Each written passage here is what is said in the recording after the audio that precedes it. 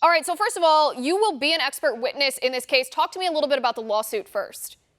I don't have a ton of details about the law. I mean, my expertise is in the science of it, but I think you covered the background well. The schools in California, Governor Newsom, in the most populous counties have been essentially shut down until they meet certain criteria, until the counties meet certain criteria, which have nothing to do with the safety of the schools.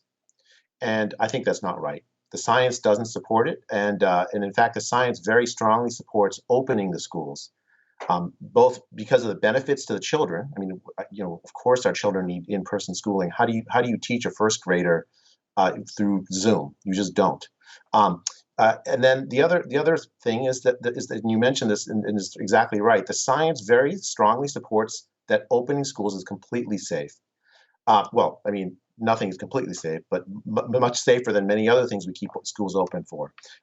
So, for instance, the death rate from COVID in California in children is very, very low. I think there's a single child that's died from COVID in all the epidemic. And that's true worldwide. The rate at which kids die from the disease is much, much lower than even the flu. That's not true for older people, of course, but for younger people, that's true.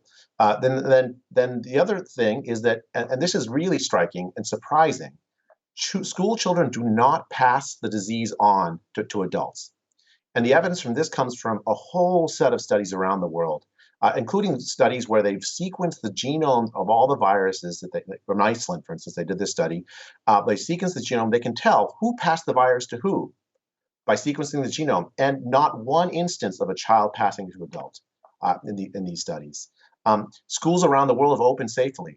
You still have to take precautions, of course, but you can do it safely. It's much more important to open it safely and let the kids have the benefits of schooling than to, out of fear, ignoring the science, keep them closed.